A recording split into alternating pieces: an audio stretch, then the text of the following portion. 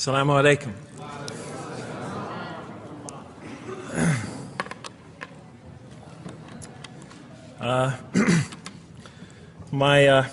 I've come from the University of Kansas. We're playing in the Final Four this very instant. So I want to let you know that you've asked a lot of me today. No, I'm just joking. All right, very briefly, I just want to talk a little bit about what the Quran has to say about the purpose of life.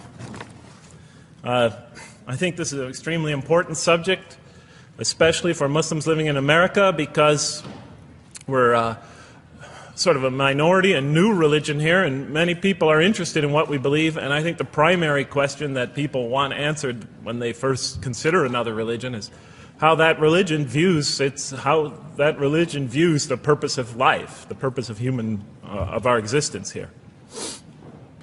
And so I'm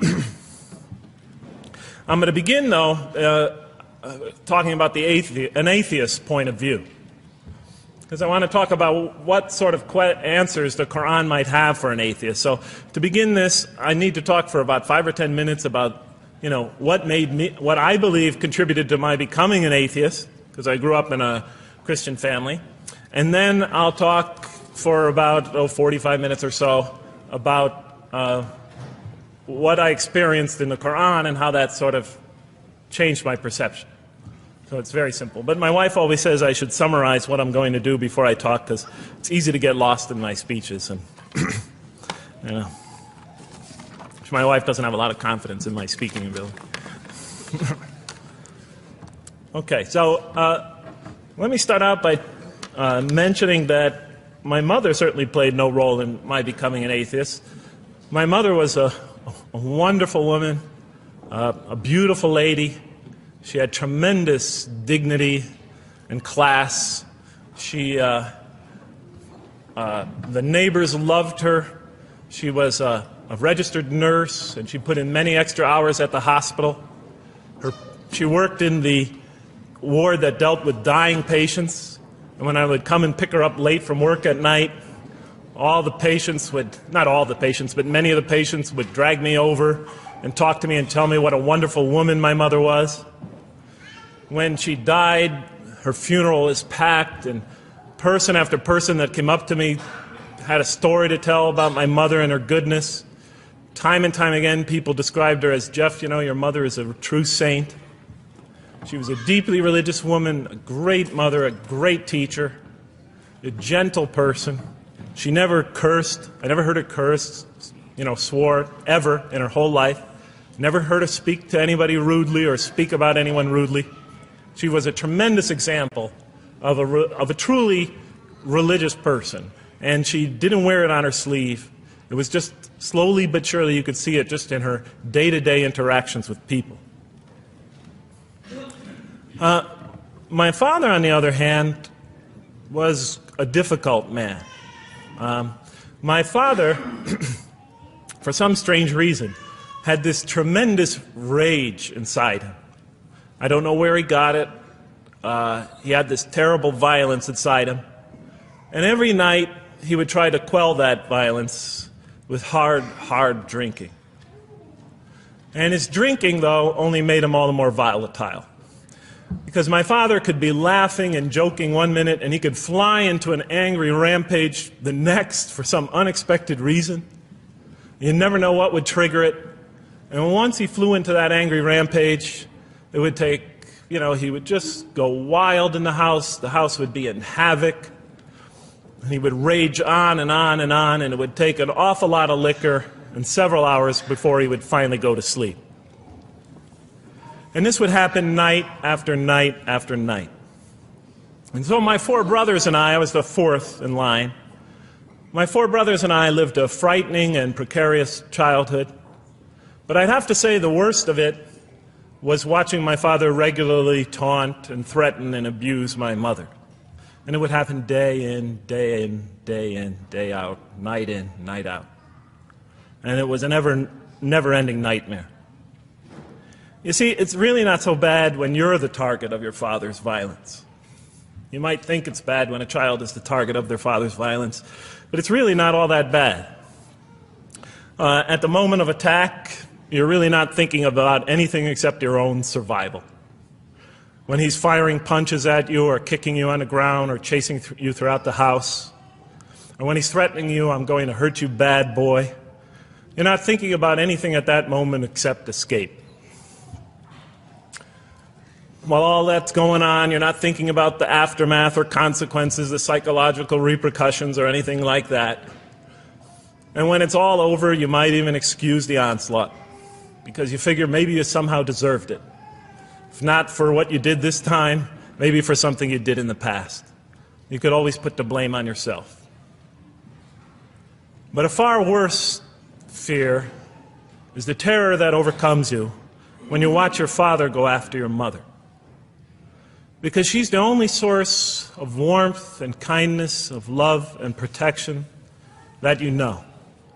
And if he were to take that away, from a little boy's standpoint, then you lost everything. But far worse than the fear is the guilt. And it comes over you from several directions. First of all, there's the guilt that comes at you upon you from the growing antipathy you have towards your father. Because we're taught to love and respect our parents, and we are born with this natural bonding attachment to them. But when you watch something like this happen night after night after night, and this rage is growing inside you, you're being pulled in opposite directions. Then there's also, of course, the guilt that comes when you think that you might be the cause of this night's violence. Maybe something you said or did that you didn't even realize triggered it. Maybe just your father's dislike of you triggered an argument between your mom and him that is now raging on downstairs. But the worst guilt of all, and it is by far the very worst, is knowing that you did nothing to stop your father from hurting your mother. Because while he raged on against your mother downstairs, you hid in your bed and you trembled underneath the covers. Maybe you whimpered and you cried and you put the pillow on your head. And thus, you traded personal respect for personal safety. And with each such incident, you come to realize with ever greater and greater clarity, you come to realize your own weakness, your own impotence, your own incompetence, your own worthlessness, your own cowardice. And the hate grows and festers inside you, not only for the man that you call father, but for yourself as well. It is a terrible, terrible thing to make a young boy choose between his mother and himself. It is extremely unfair. I noticed that tomorrow there's going to be tomorrow morning a lecture about spousal abuse given by Dr. Shaheen Rizwan. I hope you'll all attend it. I think it's a very important subject. When I was little, I used to daydream about life without my father. I just wanted the violence to go away. I wanted not to be afraid anymore. I felt like I was trapped in a bad dream and there was no way out. And so I prayed to God again and again and again to remove my father from our lives. But he was always there, and very soon I began to wonder if God really was. I could not fathom why God would subject my mom to such lifelong punishment. Could not imagine what great sin she must have committed, or that we, her children, must have committed to deserve my father. I didn't have the maturity to sort out such questions, but I had enough fear and anger to provoke them. I was too young to see the wisdom in allowing my mom to suffer the violence and abuse of my father. I was too young to understand why God would let innocent children tremble night after night after night in their beds, fearing that they might not see their mother the next morning. I was too young to see how the mercy of God could even extend to my father with all his terrible failings. All I could see in my world was chaos and violence and fear, and so it became easy for me to question the existence of God. And I began to do that at a very early age. I'll even say that the turmoil of the 60s and 70s that's the age when I was a teenager, in the late 60s, early 70s, only reinforced my skepticism. When John and Robert F. Kennedy were assassinated, or Martin Luther King was gunned down, when Vice President Agnew was kicked out of office and Richard Nixon soon after him, when the race riots erupted in city streets like mine, and gang fights erupted in our cities, many of those which I was involved in, when I saw the bizarre and senseless carnage of Vietnam, they all confirmed the lesson that was already ingrained in me and that my father had taught me so well, that the world is dominated by random, consuming, undiscriminating violence. And very soon I began to ask why. Why would God make it that way? Why wouldn't He just pop us into heaven from the first and spare us all this suffering? Why does He let little children in Vietnam get napalmed and run down the street naked on fire when they had done nothing to deserve it? Why does He let the race riots go on? Why does He let the leaders be assassinated? Why does He just let the violence go on and on and on for people who had nothing to do with it? It wasn't of their own making. Why didn't He just make us angels and pop us into heaven if He could make us angels, which I was always taught He could? Why did He make us so susceptible to sin? Why didn't He make us impervious to it, like He made the angels? Is this the best world He could create, I thought? Is this the most perfect world He could create for our existence, for our beginning? I just couldn't figure it. And all the explanations I received from priests and doctors and lawyers, from whoever, spoke to me or taught me, they just didn't make sense to me. In any case, so I became an atheist when I was 16, even though I was going to Catholic school at the time. Declared myself an atheist in one class. It was a confrontation between me and a priest. We were talking about God and the purpose of life. And I expressed my views, and he said, well, then you don't believe in God. I said, well, I guess I don't. And then through my junior and senior year of high school, I got an F in religion, even though I continued to do very well on the tests. In any case, when I was 28, to make a long story short, some friends of mine gave me a copy of the Quran. And one night I was sitting in Diamond Heights, my apartment in Diamond Heights in San Francisco. I was working that time at the University of San Francisco. I was 27, 28 at that time, I can't remember.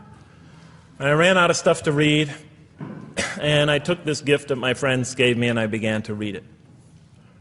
And I came to the first verse. Well, I opened the Quran, read the first page, then the second, and then very quickly, in the second surah, about 37 verses into the Quran, I came upon the story of mankind. And I have to admit, I read through it very quickly. It was about 9, 10 verses long, story of the first man and woman. And I recognized some of the details. It was similar to what I had learned when I was a child, but I noticed that there was something wrong. It was apparent to me that whoever authored this Quran, of course I wasn't a Muslim at the time, so I didn't have any idea who that was, whoever authored this Quran clearly did not understand the real meaning of the story, because they had obviously gotten the details confused. They didn't even understand the whole purpose of the story.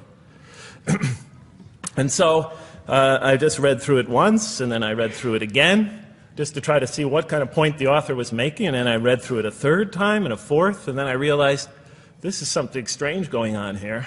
I'm going to read this much more carefully. I'm going to need to go through this story line by line, verse by verse, because it's obvious that the author is trying to bring out another point.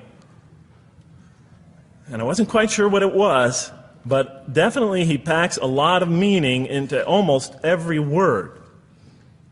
And I thought the writer at least seems to have a great measure of brilliance. And so I'll try to sort of take you through what my experience was as quickly as I can. So I came to the 30th verse of the second surah, Surah Al-Baqarah, and it began like this. It said, "Behold, your Lord said to the angels, I am going to place a vicegerent on earth." The Arabic word is khalifa. It means a representative or an emissary of mine. "I am going to place a vicegerent on earth." And they said, the angels said, "Will you place therein one who will spread corruption and shed blood, while we celebrate your praises and glorify your holiness?" And God said, He said, "Truly I know what you do not know." See, that's the verse that hooked me. That's the verse that caught my attention. That's the one that kept on making me read the story again and again and again. Because listen to the way it begins. Behold, your Lord said to the angels, I am going to place a representative of mine on earth, a vicegerent of mine, an emissary, one who acts on my behalf. I thought, that's not the way it goes. You're not supposed to be placing man on the earth in some positive role, some elective office. You place man on earth as a punishment for his sin. Clearly, I knew the author didn't quite get the point.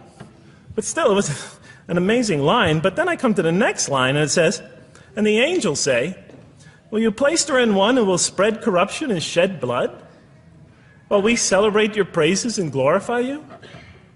I looked at it again. I couldn't believe the question. They said, will you place her in one who will spread corruption and shed blood, while we, the angels, celebrate your praises and glorify you? I looked at that and I said, exactly. That would be my question. Why would you create this being, supposedly for some positive role, when he's capable of doing tremendous wrongdoing?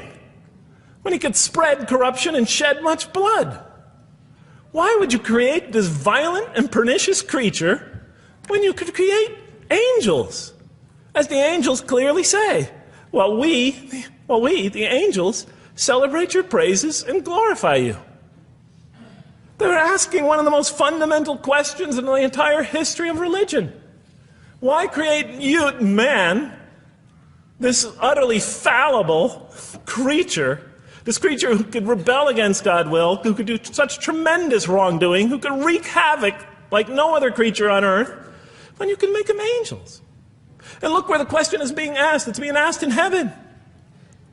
It's almost like saying, look, why don't you just make them angels and be up here in heaven with us, you know? Why don't you just make them angels, pop them into heaven, he's fine. Why would you put him on earth where he could feel distant from you, where he could work out his worst criminal tendencies, act them out, feeling somehow independent and apart from you and free to do whatever he wants, when you could just make them angels and put them into heaven and make them perfectly submissive to your will? I looked at that question and said, that's my question. I'm not even a single verse into the story of mankind, and there before me I see my question. That whole question, everything that I ever thought, everything that I ever experienced, everything that I ever knew was in that question. It was as if the author took my life and wanted to pick out exactly the right question to humiliate me, to provoke me, to anger me. Why create man, this most destructive and violent creature, when you could make them angels? And then look at the answer. And he said, God said, truly I know what you do not know. You know, in modern parlance, we would say, I know exactly what I'm doing. I read that and said, what? You know what you do not know? You know exactly what you're doing? Well, please inform me. Tell me what you're doing. Because, you know, I'm 28 years old and I haven't figured out it yet. And I have a lot of issues that I'm still dealing with that's connected to this question.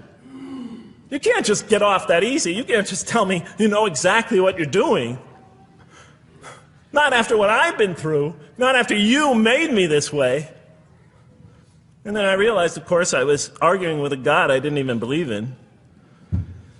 And that would happen several times as I read through the Quran. And sometimes I would just get into so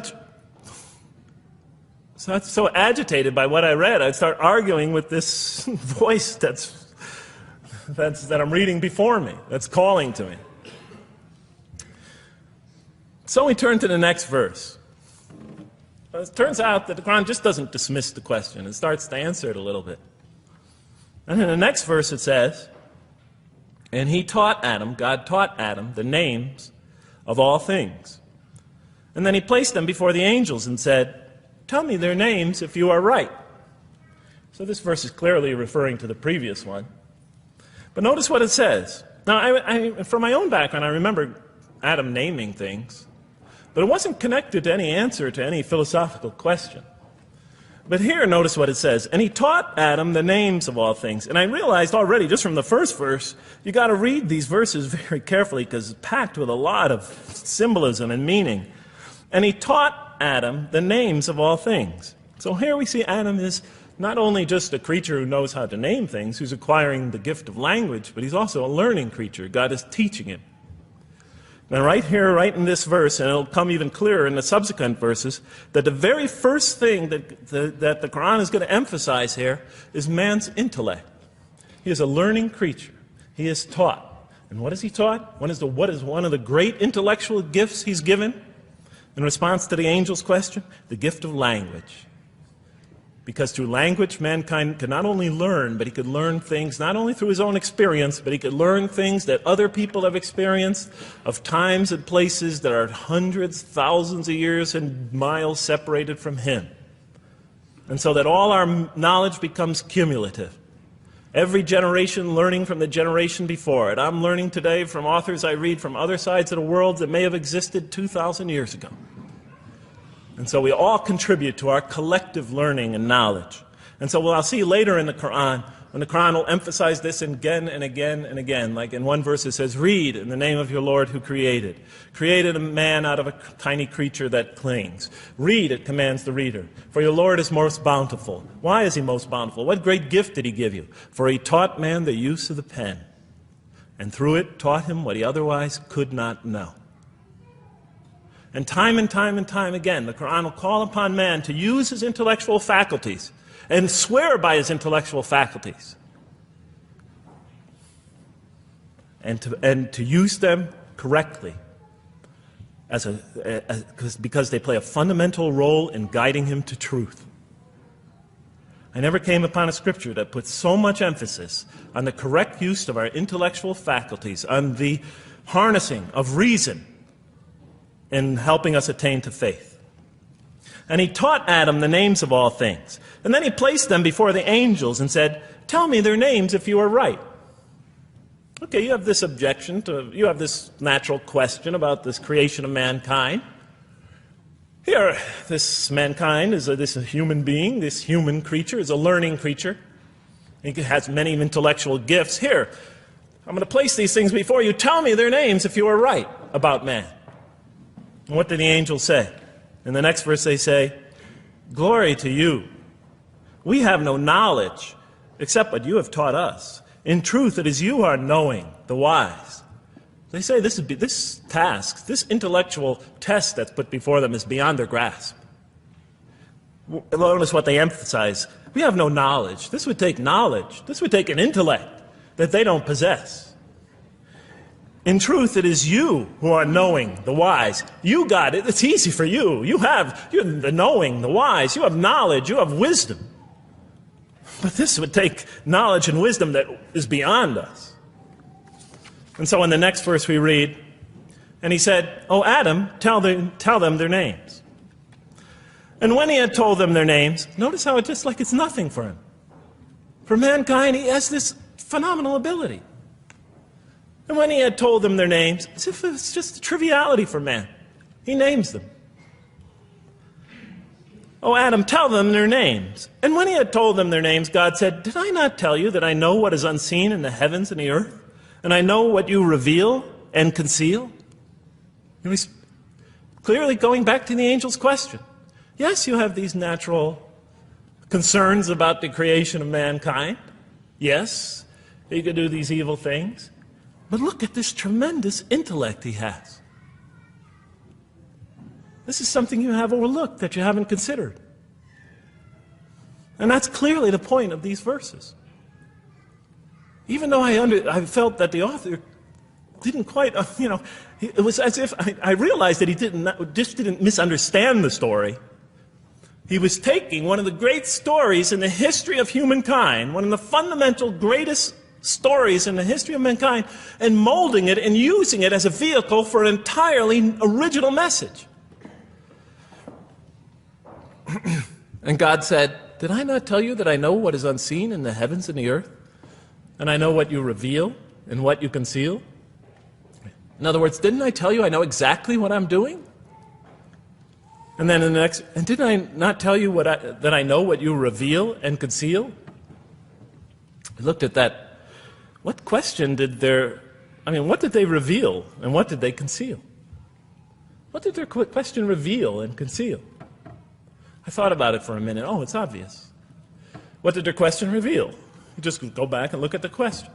It revealed the sinful and sinister propensities of man.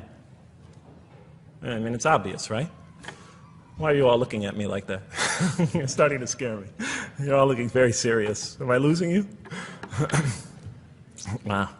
Okay. So, they revealed the sinister and evil propensities of man. But what did their question conceal? And all you have to do is think about it for a minute. Human beings, yes, they could do evil. Yes, they could do wrong. Yes, they could create misery. But they could also do exactly the opposite. They could choose to do evil. They could choose to do tremendous good. They could choose to do tremendous violence. They could choose to show tremendous compassion. They could choose to be, to live by falsehood. They could choose to live by the greatest truths. They could be terribly ugly. They could be terribly beautiful. And up until that point in my life, I, like the angels, that only saw one side of the coin. And for the first time when I read that verse, believe it or not, it was an eye-opener for me. I had always been obsessed with the evil potentials of human beings. When I read that verse, I realized that, and I had a great example right in front of me with my own mom, I realized that I had been blinded by only one side of human nature. So we go on to the next verse. And behold, we said to the angels, bow down to Adam, and they bowed down. But not so Iblis. Iblis is like the father of Satan. Satan's, satanic beings, forces, creatures, existences. He refused and was arrogant. He was of those who reject faith. An interesting statement. And behold, we said to the angels, bow down to Adam. And they bowed down. Bowing down could symbolize two things. Bowing down could symbolize the superiority or potential superiority of one being over another, and so they bowed down to them. Bowing down could also mean that they serve that creature in some respect. Of course, the Quran says that all beings serve God, all created beings serve God.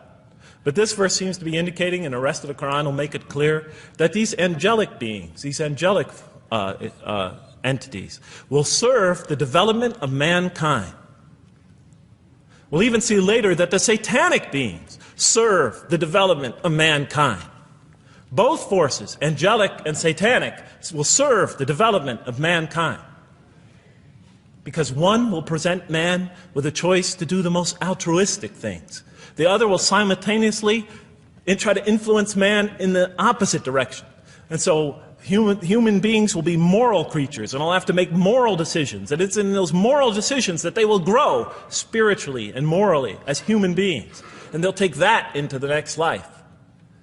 And the angelic and the satanic forces will be catalysts for those moral choices that they make. They will heighten the human being's awareness of the rightfulness and the wrongfulness of the choice he's about to make. And the self, the soul, the nafs, as they say in Arabic, will have to make the ultimate choice between good and evil. And that choice, that test will come again and again and again as human beings either grow or decline. And those tests will come again and again and again to try to help him towards his spiritual evolution, to bring him back. But that choice is ultimately ours. But I'm getting ahead of myself. And so we said to the angels, bow down to Adam, and they bowed down. But not so Iblis. Iblis is Satan, this rebellious force, this evil prompter, the one who whispers into the human heart. He comes into being. And with the introduction of Satan, we have the introduction of evil, that evil influences on human beings. And notice why Iblis does not bow down. He refuses because he was arrogant. You know, we often hear what's the root of all evil? In the West, it's always money, greed, etc. Here the Quran says that, seems to be saying that the root of all evil is not always material wants. It's not always money, it's not always greed. At the heart of evil is arrogance. Putting yourself above all others. Of assigning to yourself special priority and neglecting the rights of others. Of pride and arrogance and envy, the source of evil. He was of those who reject faith. I looked at that verse and I said, okay, I mean, I get why you would create angels, to sort of influence man in a positive direction. But why in this story now are you introducing Satan? What sort of role does Satan play? And then, of course, you just think about it for a minute and you say, yes.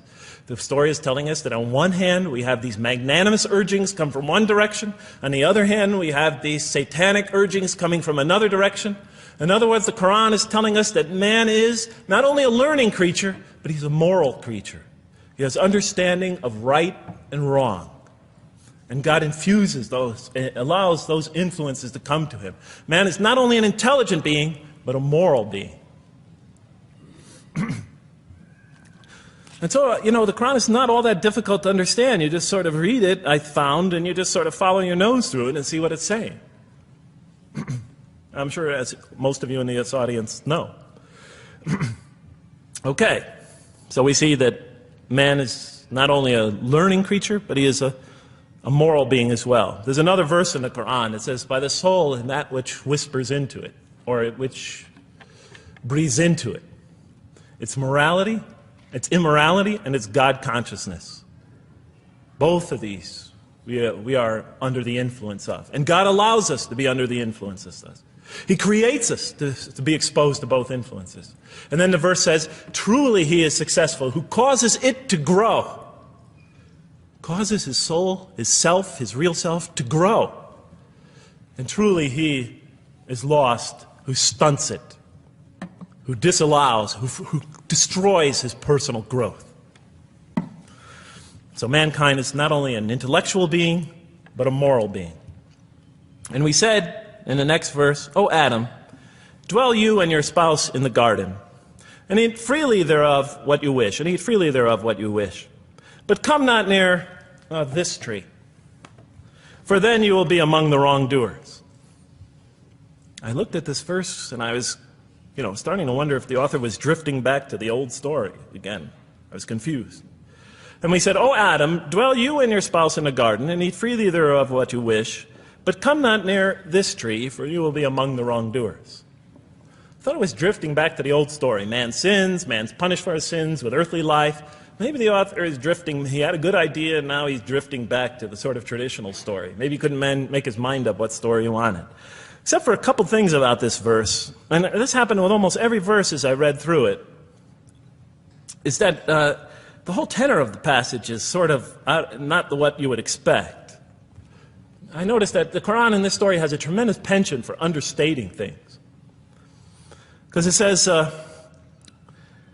and said to Adam, dwell you and your spouse in the garden, and eat freely thereof what you wish, to Adam and his spouse. But come not near this tree, for you will be among the wrongdoers. I mean, there's no sense of God being threatened by the possibility of man eating from the tree. In this story, we don't see in this verse, we don't see that God is nervous at the prospect, that he's threatened by the prospect, that he's anxious about it. The tree that he picks, it seems like he's just picking out any tree. Nothing special about the tree. Go not near this tree, for you will be among the wrongdoers. Satan will later come to him and tell him it's a tree of eternal life, of a kingdom that never decays. Turns out to be a complete falsehood in his part. Nothing special about the tree. It's just a tree. God's not nervous at the prospect at all. In the tradition that I came from, God is threatened by the prospect. He has to put an angel with a fiery sword by to protect the tree, so that mankind never goes next to it again. I'm not putting it down, I'm just pointing out the difference of the story. They're both beautifully told. But he has to guard the tree. Why? Because if they eat from it, they'll become gods like us. This man, he already has a rebellious nature. Can you imagine if he eats from this tree? Can't let him get near that tree. But here, just, calmly says, but if you do, you will be among the wrongdoers. God is not worried about himself. It's just warning man, making it clear that if you do this, you've committed a wrongful deed. Again, the whole tenor of all these verses that you read through it is God knows exactly what he's doing. Okay, next verse. But Satan caused them to slip and expelled them from the state in which they were. And we said, go you all down, some of you being the enemies of others, And on earth will be your dwelling place and provision for a time. What? I said. I mean, you know, I was expecting now the rage, the anger, the violence, the jealousy. That's what I was expecting. Okay, they eat from the tree. Where's the rage, the violence? I'm going to punish you now. You're going to sweat on earth. And you're going to suffer, and you're going to stub your toe, and you're going to work, and you're going to labor. And you're going to die there for what you did. And where is the woman? All right? And the woman. All right? She's the one who's going to suffer the most. Right?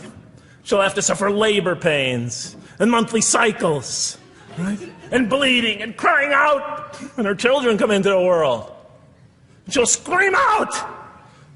And worst of all, the greatest humiliation, the man will rule over her.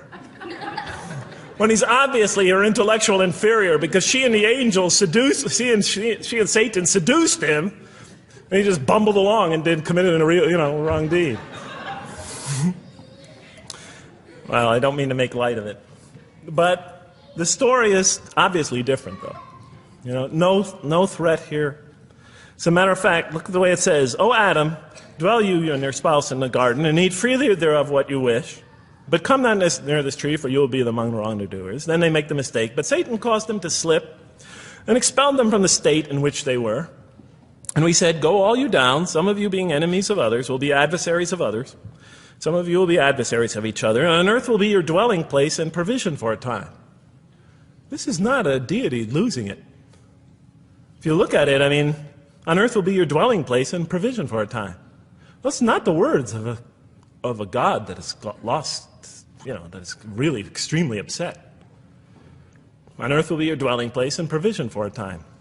When I walked into the hotel today, and they said, and it's this nice one up here, I don't know the name, I can't remember the name of it, but it has a continental breakfast.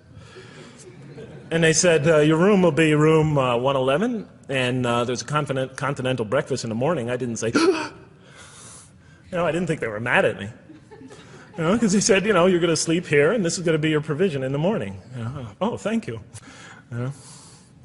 But notice something else about this verse. When you read these verses for the first time, I don't know, maybe I'm nuts, and many people think I am. But when you read these verses for the first time, this is just so much that catches your attention. But Satan caused them to slip. Remember, I couldn't get that verse out of those words out of my head. Satan caused them to slip. To slip? The greatest sin in the history of the human race, and it's called a slip? In my culture, slip means, you just momentarily, for a fraction of a second, you lose your focus. It's not a big deal. My Uncle Bob used to always say to me, Jeff, I'm sorry I'm 5 minutes late, I slipped up. The understanding is it's no big deal. It's just a slip. That's what we say when we make a minor mistake. I slipped up. Don't worry about it. Never happen again. A slip, I said? Momentary loss of focus? The greatest sin in the history of humanity? Why we're all here? Why we're all suffering? Why we experience death? A slip? I didn't believe it. I went to my Arabian friends at that time. I didn't know any Arabic. They came to this verse. We went through it line by line. I said, now don't change any words. Just read them one at a time. But Satan made them, and I said, okay, this one right here. What does it mean? Tell me what that means. They looked at it. It says, slip. Slip. And expelled them from the state in which they were. A slip, I thought?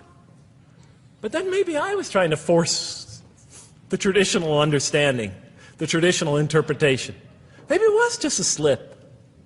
After all, they didn't commit murder. They didn't commit robbery, rape, pillaging, assault. They ate a couple of pieces of fruit. It's not the greatest sin in the history of humanity by any means. And then the next verse says, and then they were expelled from the state in which they were. Well, what state were they? Let's see now. Let's go back from where we started. First, mankind is being taught. We see he's an intellectual being. Then we show he's a moral being. Moral being means he's a being that's going to have to make choices. And then God gives him this choice. It's not a huge deal. It's not the gravest sin in the history of humanity by any means. It's minor by any standards. They make it, though. We see that God originally intended to put man on earth as his vicegerent. We see a period of preparation where he's being prepared intellectually, where he's growing as a moral creature.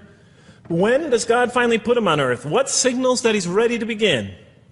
He makes his first independent choice. It's not the worst deed in the history of humanity.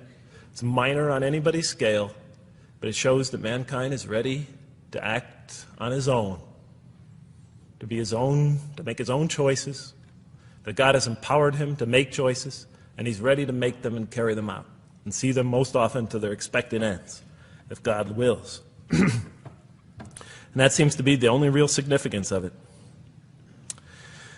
But I thought, maybe I'm getting this wrong. Maybe God just blows off into an angry rampage the next verse. So I look at the next one and it says, and then Adam received words from his Lord.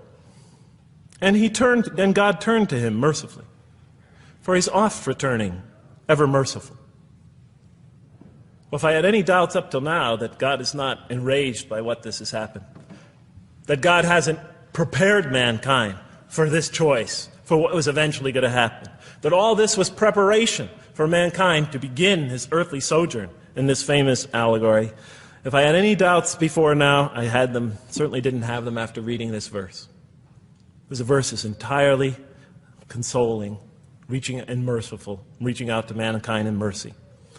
Mankind goes to earth.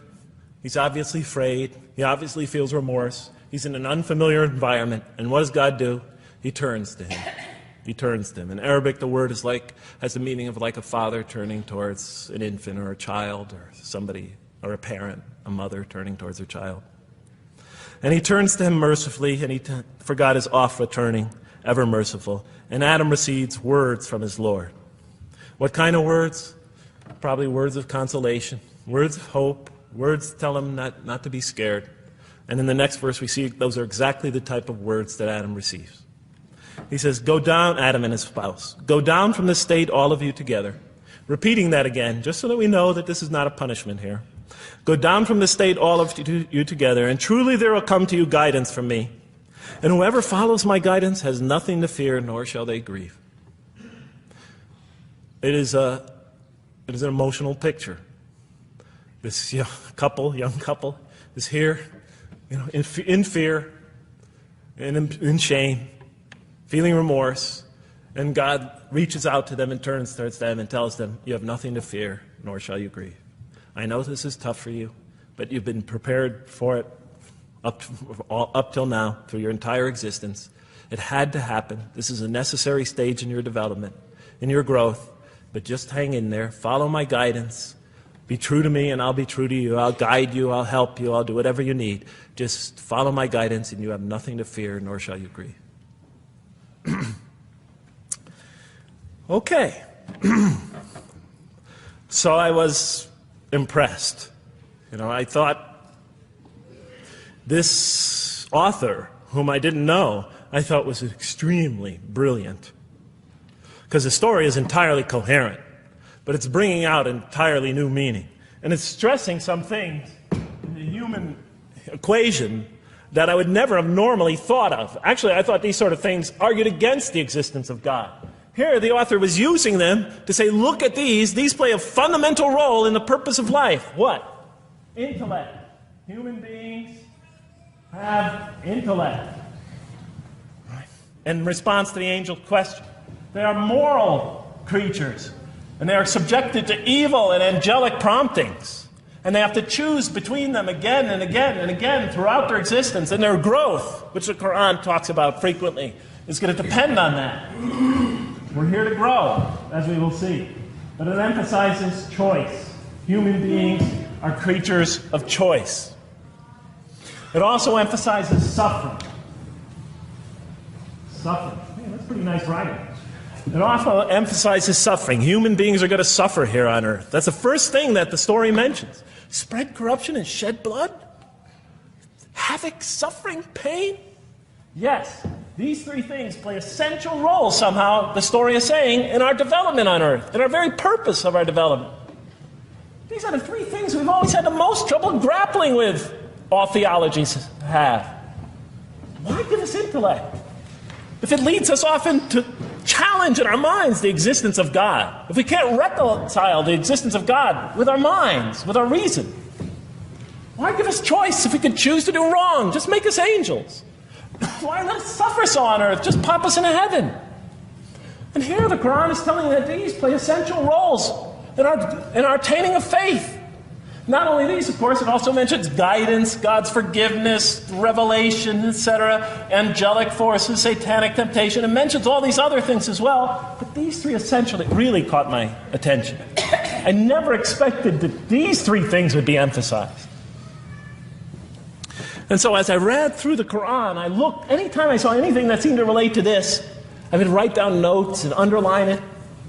You know, and I would walk up and down in San Francisco with my pen as I'm walking, because I like to walk about 7 miles every day, and I'd be underlining. My friends would always say, "Jeff, what book are you reading?" And I would lie to them. I'd tell them, "Oh, it's a great novel or something." You know, I didn't want them to know that I was reading the Quran. I think they thought I was going nuts.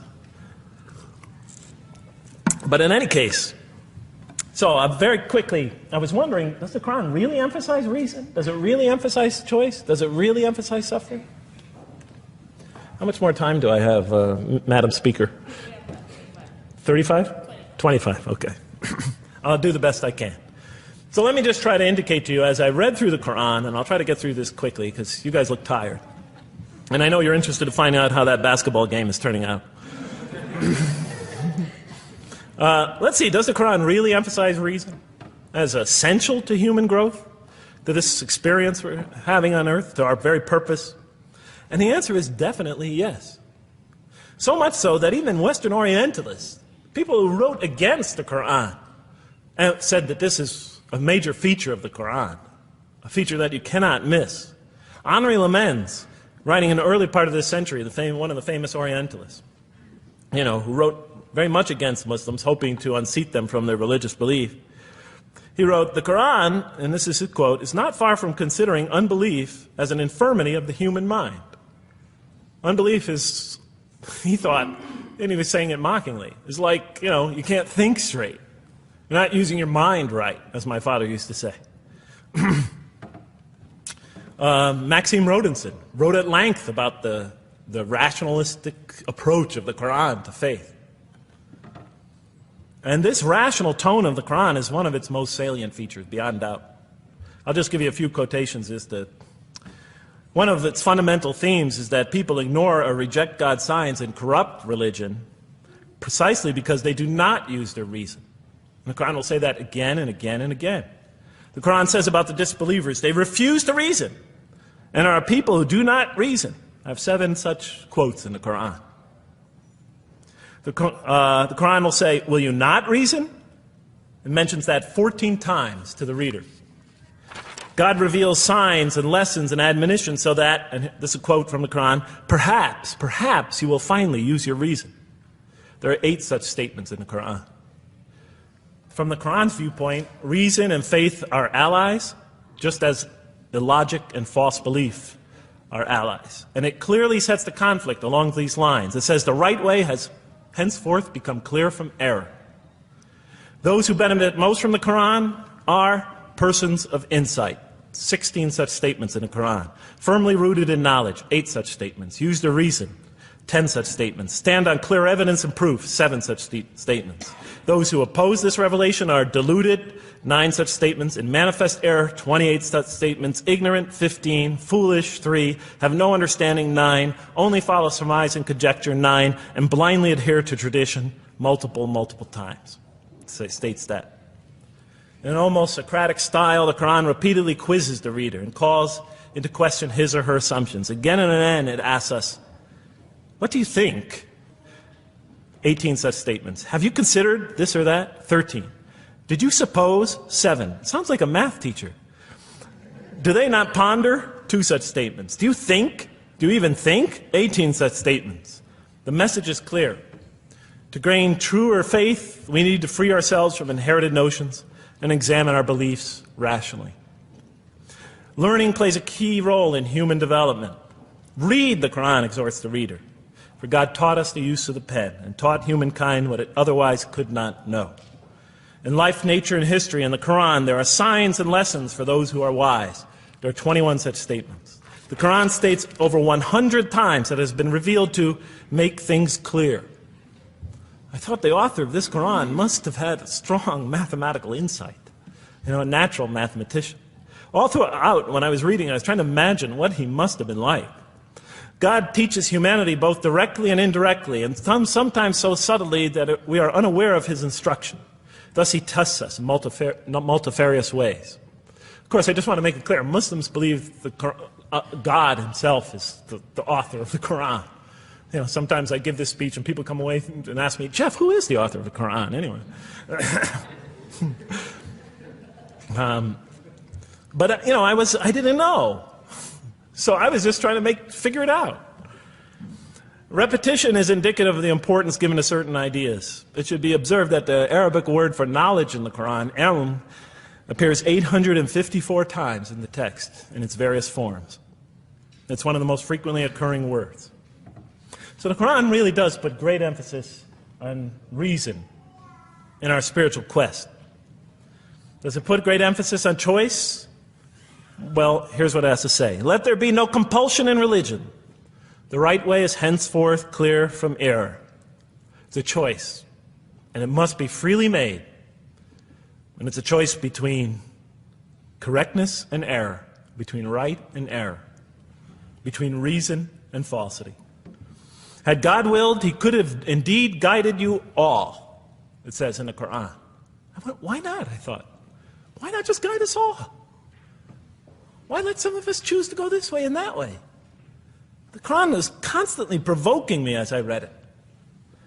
Do not the unbelievers know that had God willed, he could have guided all mankind? Oh, do not the believers know that had God willed, he could have guided all mankind? Okay, I'm an unbeliever, I thought. Tell me, why didn't you guide all mankind? If you want us to be in conformity of your will, just make us that way. And if we had so willed, we could have given every soul its guidance.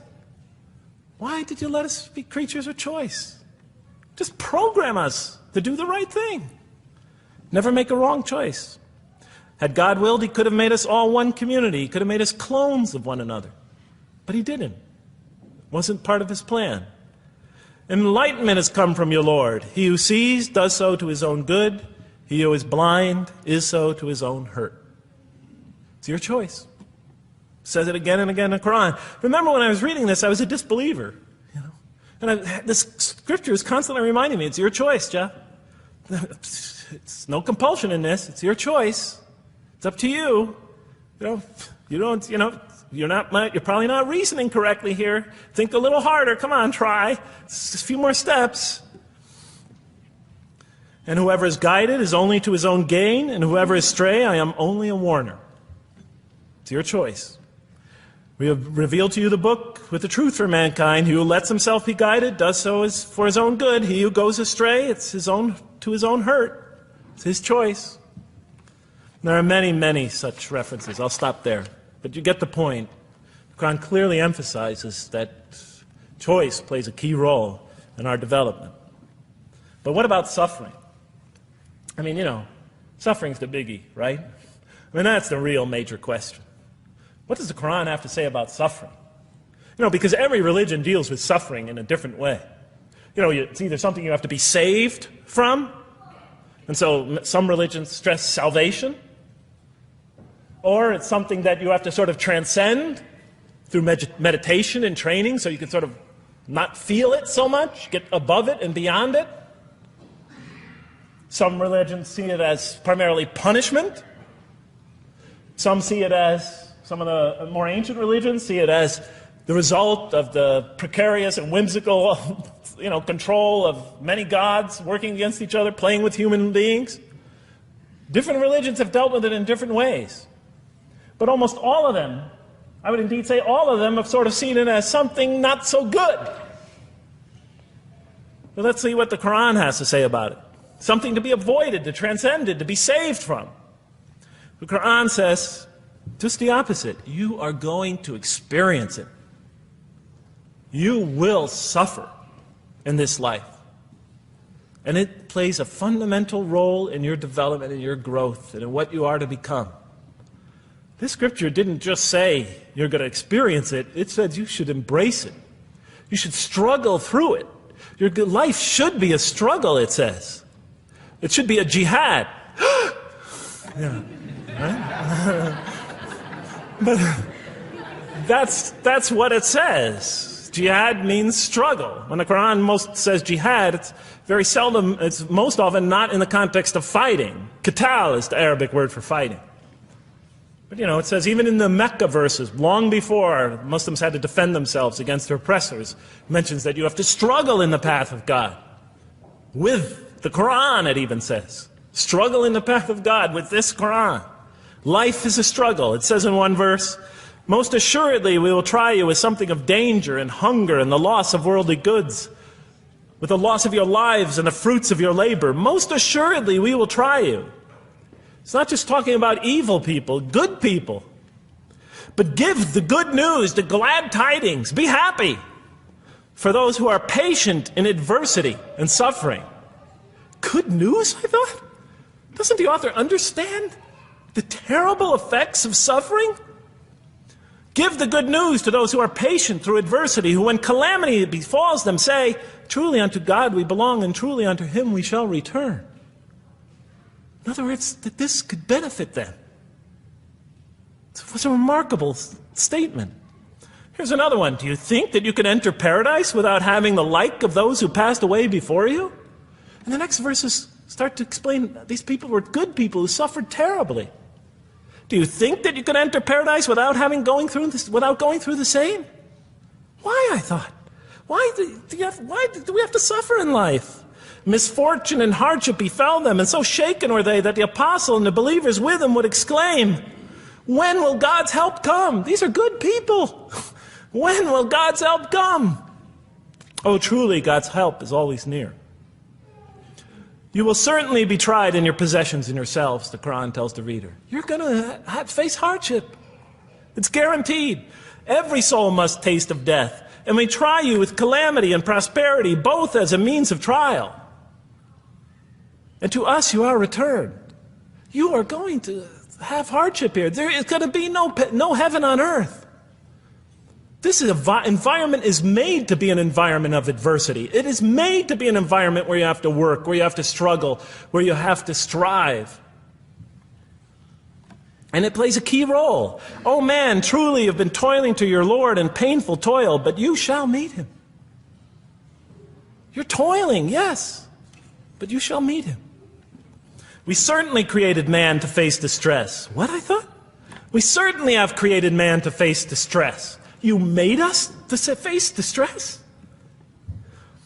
Does he think that no one has power over him? Sometimes people get, so down, they just think, this can't be a God. Look how I'm suffering.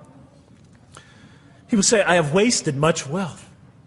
Some people just become totally devoted to worldly aims. Does he think that no one sees him? Have we not given him 2 eyes to see with, a tongue, and 2 lips to communicate with, to learn from by communicating? Can't he see around him? Can't he tell from communication with other people? Haven't we pointed out to him the 2 conspicuous ways?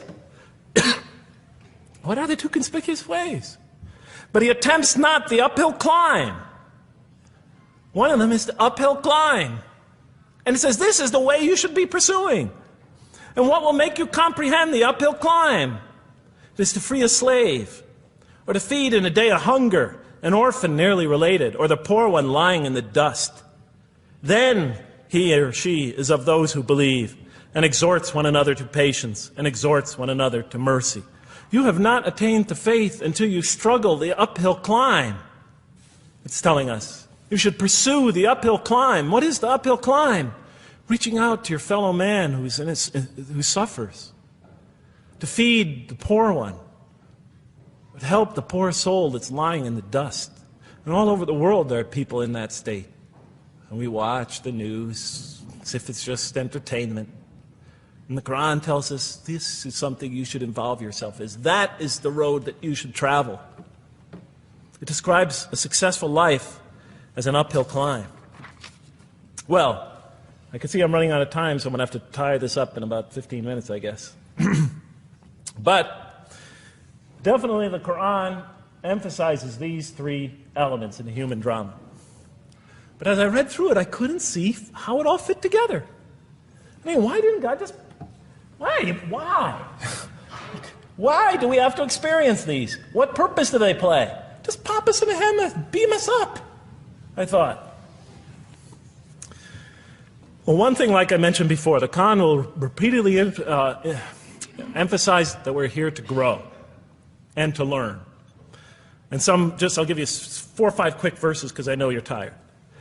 It says, Our Lord, and raise up in their midst a messenger from among them, who shall recite unto them your signs, and that shall teach them the book and the wisdom, and who shall cause them to grow. We have to learn wisdom in the book, Revelation in particular, and who shall cause us to grow. And we have sent among you of yourselves a messenger to recite our signs to you and to cause you to grow.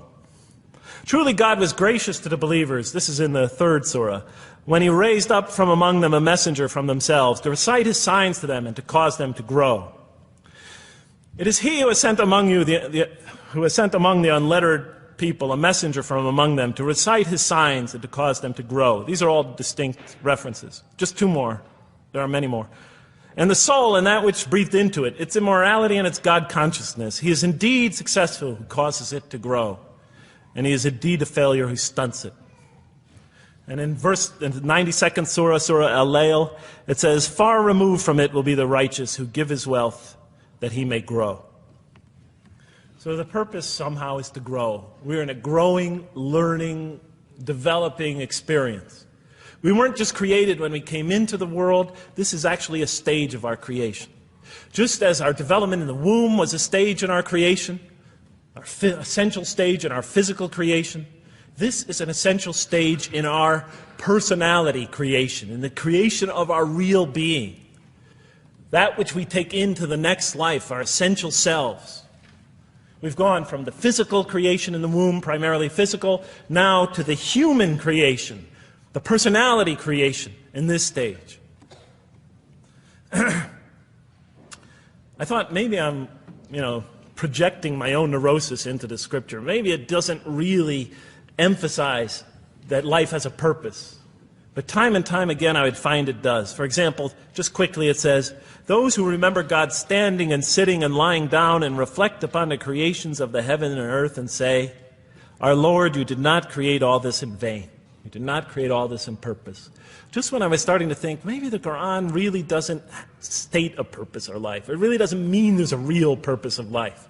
Maybe I'm reading into it something that is there. I would come upon verses like that would force me to just read a little further, make me think, well, maybe it's just around the corner. We have not created the heaven and the earth and whatever is between them in play. If we wished to take a sport, we could have done it by ourselves, if we were to do that at all. God doesn't create to satisfy his whims or fancies or entertain himself. Do you think that we created you purposely and that you will not be returned to us? It says in the 23rd surah, the true sovereign is too exalted above that. In the 44th surah, we did not create the heavens and earth and all that is between them in play. That serves a purpose. Now, what sort of purpose can it possibly serve? So I tried to, apparently the Quran speaks about believers and those who are the rejectors. You have the believers on the one hand, the rejectors on the other. Now apparently God has created us to be believers. So I tried to study what the Quran has to say about the believers, and it's a natural thing to do, to see what it wants us to become, if it has anything to do with these essential elements that it stated. I mean, it's a natural way to approach it. I think you agree. Do you agree? Somebody nod your head. That's what I say to my math students. Just one head nod is enough for a mathematician. Get one head going, okay, I did my job. Okay. So, how does the Quran describe the believers? What are they supposed to attain to? What is their ultimate thing that they're supposed to get? What are they ultimately supposed to achieve? And it's very clear when you read the Quran that what they will achieve in this life and will experience to so much greater degree in the next is they will experience a relationship of love with God. They will turn to God in love and God will turn to them in love. In the Quran, God's mercy, compassion, forgiveness, kindness, beneficence, warmth, generosity, all the things we normally think associated with God are freely given to all mankind. But when the Quran speaks of God's love, we would normally think of that as God's love. But when the Quran speaks about God's love, it's talking about something very special. This love is always presented as a relationship between two.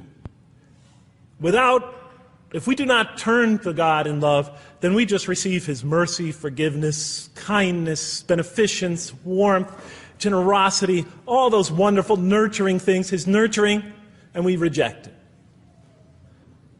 And so we never really experience that love, because we never really turn to it and open ourselves up to it. It is always there for us, but unless we enter into that relationship, that love, that give and take, that relationship of love is never develops. We reject it, and that's what the word kafir means. It means to reject, to turn your back, to ignore, to throw something, a gift that someone gives you behind your back. And so the Quran tells us that the believers will experience this sublime relationship of love. It says, "Yet there are men who take others besides God as equal, loving them as they should love God. But those who believe love God more ardently. Say, if you love God, follow me, and God will love you and forgive you your faults, for God is the forgiving, the merciful. O you believe, if any from among you should turn back from his faith, then God will assuredly bring a people He loves and who loves Him." And throughout the Quran, I'll mention time and time again that God loves the believer. God loves this type of person. God loves that type of person, and so forth and so on. So it's quite, and I'm trying to pick the speed up here, so you'll have to excuse me for that. But it is apparent from the Quran that one of the purposes of creation, maybe the essential purpose of the creation, is to produce from this subset of humanity that will freely enter a relationship of love with God. They will not only experience the beauty of other relationships in their lives, but this love that they will experience with God is the sublime experience that they will enjoy. Not only in this life, but infinitely greater in the next, when all the distractions, all the masks are stripped away. Okay, I thought, you created us to love you, for us to turn to you in love and to experience your love, to receive and experience your love. But why do you need these? Just pop us into heaven, love us, and make us love you. Program us to love you. You'll make my dog love me. Do the same sort of thing. I kept on coming back to the same issue. Just do it. Okay. Still couldn't see it, and I was almost through the Quran, and I thought either I'm dumb or this scripture just never really got to it. Okay, so I didn't give up. I thought, okay, what's the next natural thing to do? Okay, so we're here to develop this relationship of love with God. The Quran tells us that, if we are believers and we do good, we'll experience great joy and peace in this life, not only through our relationship with God, but through complementary relationships with all the people around us in this world will be a one for us of peace and serenity, even though we have to struggle and survive and suffer. But I couldn't see, how this all tied in with this suffering business and why He couldn't just put us into heaven. So what's the next natural thing to say? Okay, so we're created to have this relationship of love with God, to enter this relationship, to experience and receive all that He has to offer us. So the natural thing to do is to study the two partners in that relationship. What does the Quran have to say about us, the believer? What does it ask of him and her? What does it require of them? And then what does the Quran tell us about God? And then is there some essential nexus, some essential connection between them, and does it have anything to do with these? Because if the Quran doesn't show that, then the essential link that links all this together, that pieces it all together, is missing. And as I thought to myself, whoever this author is, and by now I knew he had fantastic genius, even though he came from the primitive confines of the most backward, most uncivilized sector of humanity, of people that had no literary history, really, to speak of, no great works of literature, no scriptures that preceded him, even though he came from the desert of culture, even though this came out of that environment, and the mind behind it had to be tremendously phenomenally genius to come out of that surrounding and produce something like this. If that essential link was missing, I knew that, he was great, but, and extremely great. But, what do you expect? How could anybody answer those questions? Nobody in the history of humanity has been able to answer them. Okay, so I thought, first I'll see what the Quran has to say about the believers. What does it require of them? Then what it has to say about God, and see if there's some essential link. Are you following me? You're giving me the note. Get off the stage. Okay, I'll do my best. It's a deep subject. We're almost done. Bear with me a few more minutes. I'm sorry, really. I know Siraj Wahaj, when he gives these sort of speeches, he always says, okay, I'm finishing up now, and then 10 minutes later he says, you thought I was telling you to... I won't say that, but just give me a few more minutes. Bear with me. Okay, quickly. What does the Quran ask of the believers? From the Quran's many exhortations and its descriptions of acts and types of individuals loved by God, it's not difficult to compose a partial list of things that the Quran wants us to do, which it calls good deeds, time and time again. To believe in God, to have faith in God, to have a relationship with God, and to do good. So what does it describe as these good deeds? Well, as I read through the Quran, it says that, can I take this away? Remember, intellect, choice, suffering. It says we should show compassion. Show compassion. We should be merciful. I have the references here, but just excuse me, I'm not going to list them all. We're running out of time. We should be forgiving. Forgive others. We should be just. We should protect the weak and defend the oppressed. Defend the oppressed. We should seek knowledge and wisdom. Knowledge, wisdom. Bear with me, ladies and gentlemen. We should be generous, truthful, and we should be peaceful. And we should love our fellow man. Love others. I'll just give you one verse because I know we're running out of time, Madam Speaker. Truly those who believe and do good will the most merciful endow with love. And to this end we have made this scripture easy to understand in your own tongue, so that you might convey a glad tiding to the God-conscious and warn those given to contention. So, to this end we have made this easy to understand, so that we'll learn to love others. Okay, that's all I'll say about that. I would like to say a lot more, but I don't have time. Now, what does the Quran tell us about God? You have to realize I'm just about through with the Quran here, in my first time reading it. And now I was really caught. I searched my head. What does the Quran tell us about God? It tells us nothing could be compared to him. That he's outside anything that we may compare to. That our definitions do not encompass him. That our reason cannot comprehend him. That he is transcendent and we are finite. That he is immortal. He transcends time and space and we are bound by it. That he is immortal, we are mortal. He is uncorporeal, we are corporeal. That we have no way of comparing ourselves to him. Nothing could be compared to him. I thought, oh my God, I'm so close and yet so far. Because I'll never understand the essential link between us and God and why these three things fit into place. Because the Quran tells us that we could never really quite understand God. Or at least that's the way I thought. And so I put down the Quran when I had finished it. And much to my dismay, I was honestly disappointed because I thought The author made a brilliant, brilliant, brilliant, brilliant try, but he never quite made it. And so I was sitting in front of, about 3-4 weeks later, I was sitting in Diamond Heights in my apartment watching a football game, I think it was.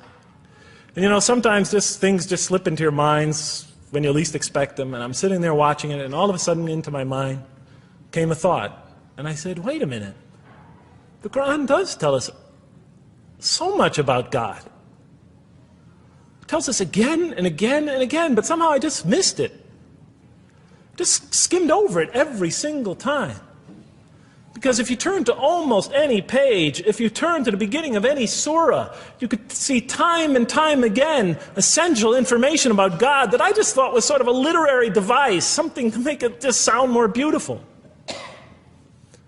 Because if you turn to the beginning of any surah, you'll see the words Bismillahir Rahmanir Rahim, in the name of God, the most merciful, the most compassionate. If you read almost any passage, long passage, when you come to the end of it, it's punctuated by dual attributive statements like God is the merciful, the compassionate, God is the forgiving, the gentle, God is the kind, the protector, God is the generous, the truthful, God is, and so forth and so on. There are tens of thousands of such references in the statements in the Quran. What the Quran defines as God's most beautiful names, His attributes of perfection, repeated again and again and again on almost every page. And as I sat there, sitting by the television, I started to jot them down in my, on my little piece of notebook there. Same notebook I used to jot these down before. And I began to list from my own mind the attributes of perfection as I remembered them. And they were, God is the compassionate. God is the merciful. God is the forgiving.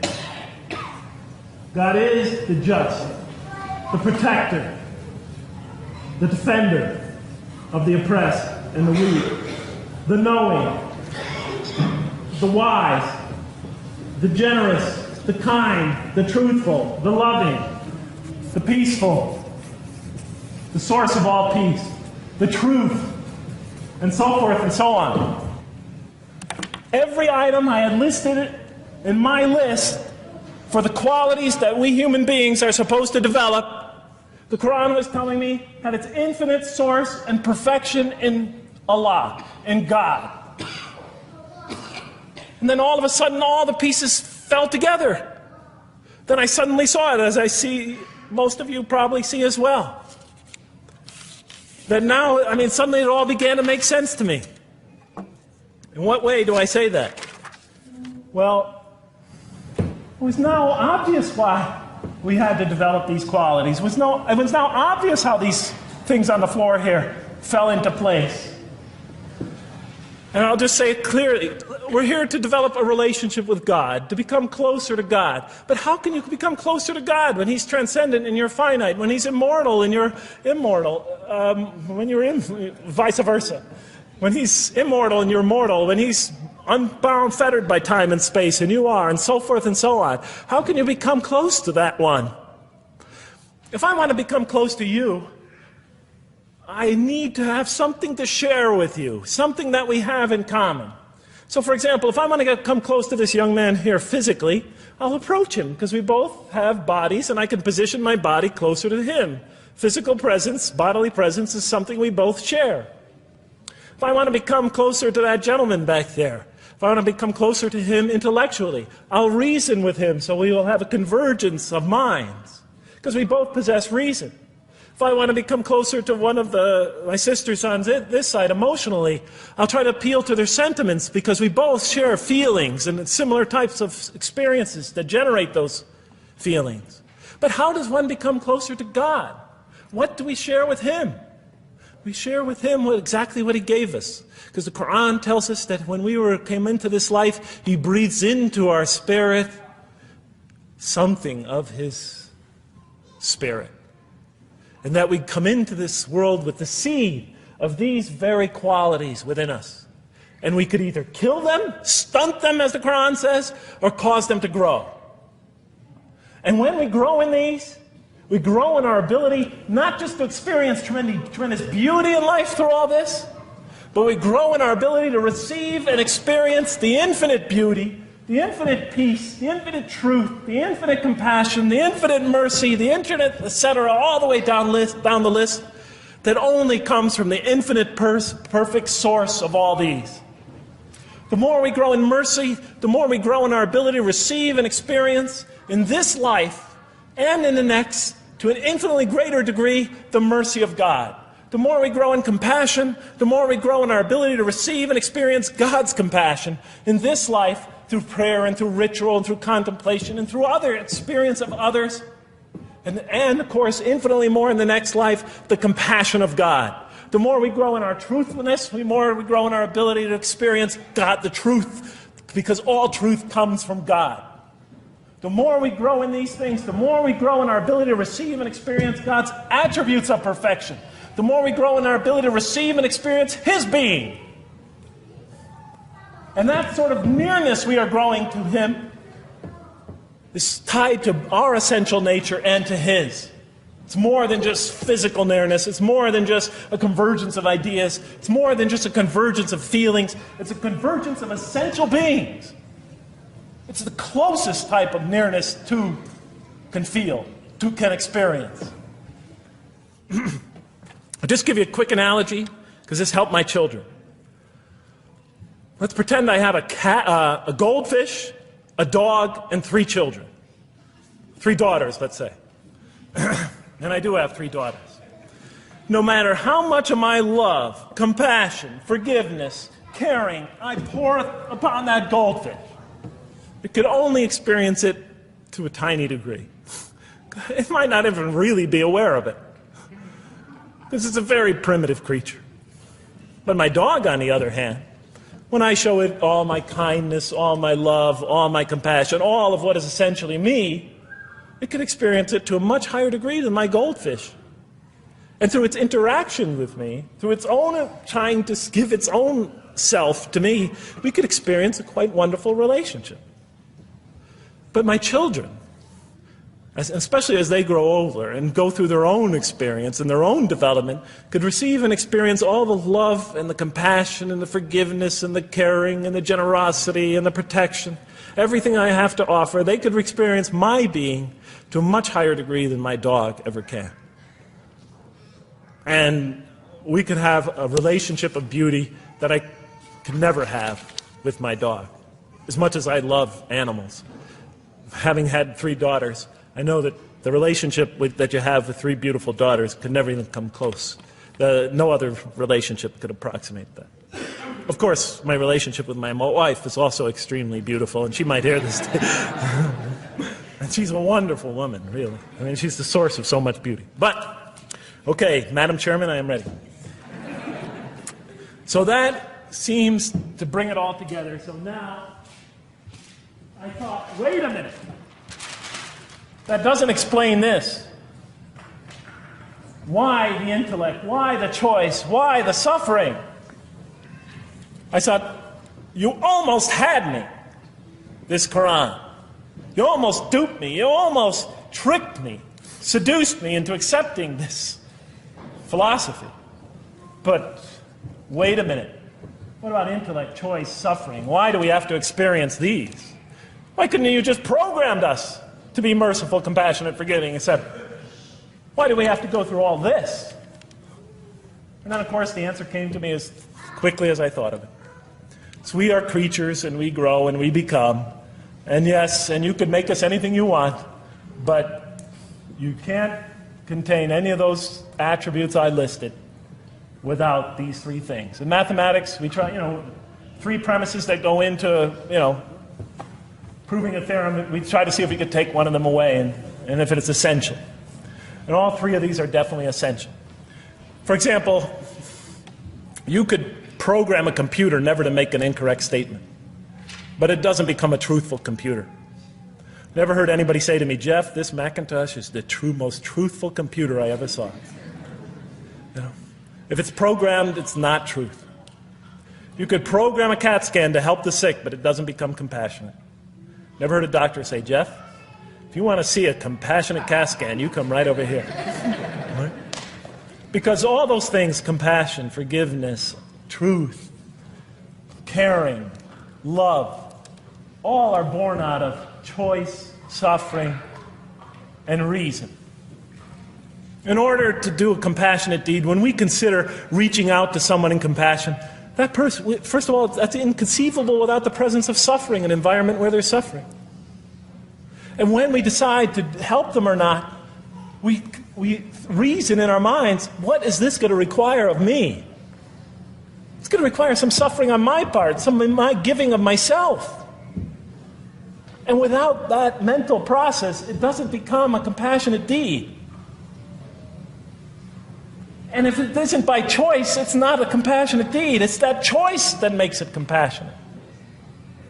Same thing with truth. Truth is a choice between telling the truth or not telling the truth. Oftentimes we tell it when we're at risk to our own personal loss. The more suffering that might come out of that choice, the greater is the truth behind it. The greater the act of truthfulness. And all the time we have to weigh the consequences of that choice. If I tell the truth there, my teacher's going to give me an F. If I don't tell the truth, I might get an A. We weigh it in our mind. Last example, the famous wedding vow. Do you take this woman to be your wife in sickness and in health, for richer or for poorer, until death do you part? What are they asking us?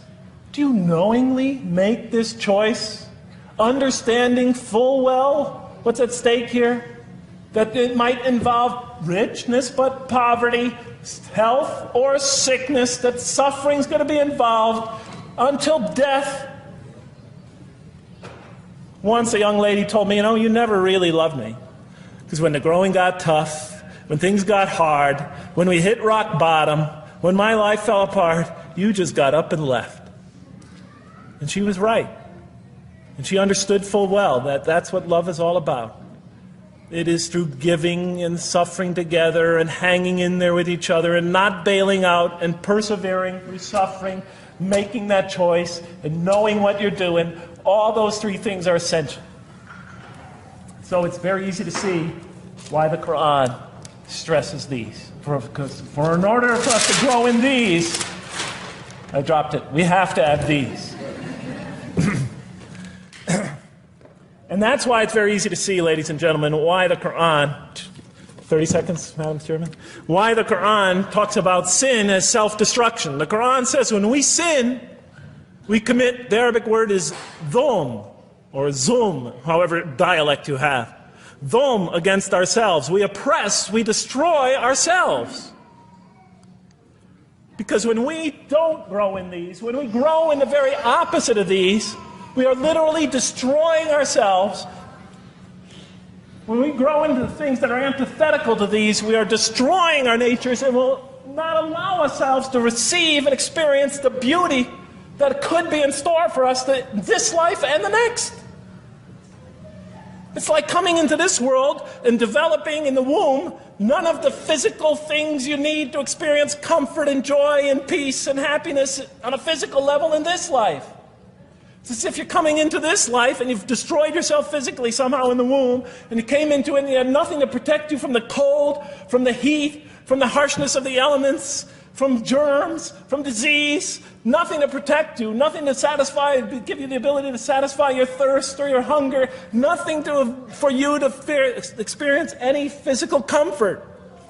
This is all that matters as we go into the next life. If we don't develop these through our relationship with God, our very purpose of our being, then we will experience terrible suffering in this life, worse than if we came into this life in a physical state that didn't avail us of any of the comfort of this life. And so it'll be worse than fire. It'll be worse than endless fire. It'll be worse than the worst hell we could possibly imagine. So the Quran tells us, that yes, when it talks about heaven and hell, it's used very powerful symbolic language, but what it essentially is telling us is imagine the greatest joy and wonder and peace and serenity you could ever experience, and that's what's open to you on the one end. But on the other end, imagine the most terrible suffering that you could possibly bring on yourself, and you could also do that to yourself as well. It'll be worse than anything you could have ever imagined. And it's, the Quran tells us that God says on the Day of Judgment, I did not harm you in the least. You destroyed yourselves. And it could say that in total objective truth. And that's why the Quran, well, I think I'll leave it at that because Madam Speaker's about to shoot me. I still have other things to talk about, but I want to find out how that basketball game is going. So thank you so much for listening to me for so long. And may the peace and mercy of Allah be upon you all. I didn't mean to try to scare anybody at the end. That wasn't my goal. I was just trying to make a point. And may the peace and mercy of God be upon you all. Thank you so much. Assalamu alaikum.